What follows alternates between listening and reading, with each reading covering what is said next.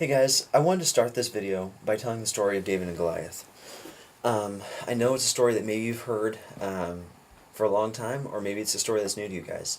But basically, the Philistine army had come to war against the Israelites, and the Israelites were God's people.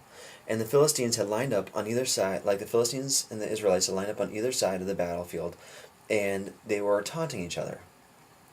The Philistines had a warrior named Goliath that was over 9 feet tall. He was a giant.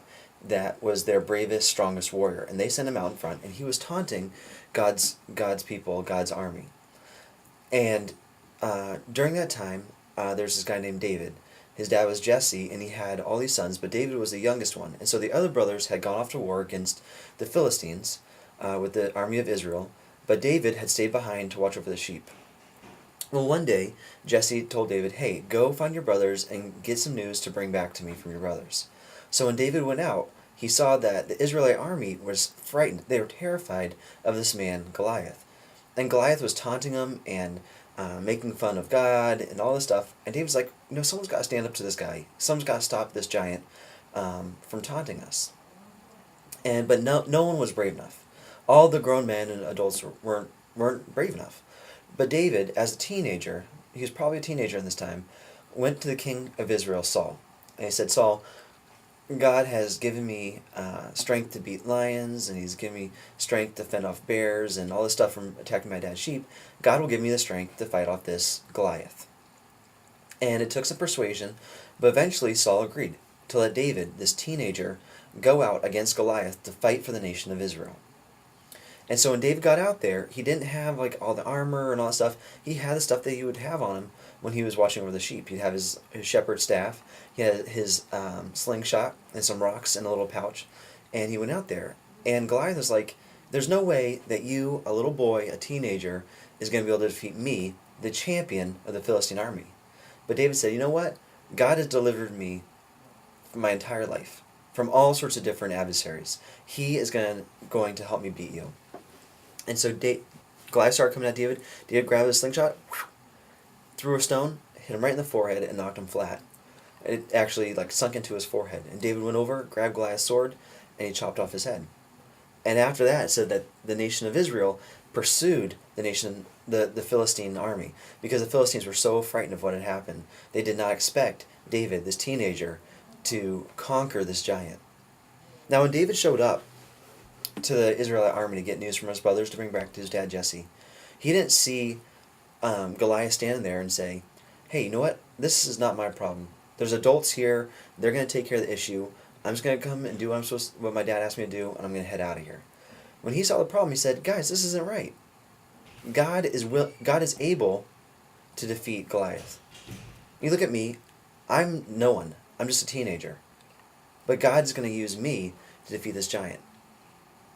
And guys, I want to encourage you that the same is true for you. People look at you and say, "Oh, there's no way this person can defeat this giant. There's no way you can overcome this obstacle. You're just a teenager." But that's not how God views you. God views you as part of His kingdom, part of His people. And so when God looks at you, there's immeasurable things that He can do through you. And we're going to be starting a series in June, a series about peace. Now, what peace is it's a plan that's been put together to tackle the global giants of the world. And they define the global giants of the world by this: spiritual emptiness, which is basically there's so much of the world that doesn't know that there's a God out there that loves them, that sent His Son Jesus to die for them, to forgive them for their sins, to give them a new start, so that they can live with purpose and meaning for God. The world doesn't know that, so spiritual emptiness. The other one is self-serving leadership. There's leadership out there that believes and strives after, how can I get people to help me, instead of how can I help people, which is the way leadership is meant to be run. The other one is extreme poverty. Half of the world, 3 billion people, live on less than $2 a day. And I don't think if you guys understand that, but $2 a day is not a lot. And even more people live on $1 a day, and even less, and there's even more people that live on less than that. There's people out there that don't have enough money for food, for clothing, to take care of their families. And because of that, they're dying. Another global giant is pandemic disease. The problem with pandemic disease is that there are diseases out there that we have cures for. There's stuff that you get here, that you go to the doctor and you get some antibiotics and you're cured. We have cures for these diseases. But in other parts of the world, they don't have the cure for that disease. And so simple things like just having diarrhea will kill you because you get so dehydrated and you can't get clean water and you die. But we have the cure for that. And it's an atrocity that we have the cure for something, but there's other people in the world that are dying from that exact same thing. And the last one is rampant illiteracy. In the 21st century, it's going to be so important for people to know how to read and write.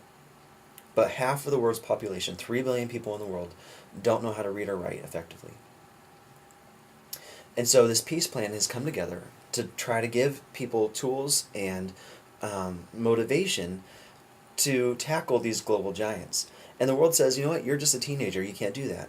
But when we look at the story of David and Goliath, David did not leave it for the adults to take care of. He said, how can God use me and my gifts and my talents to change the world around me?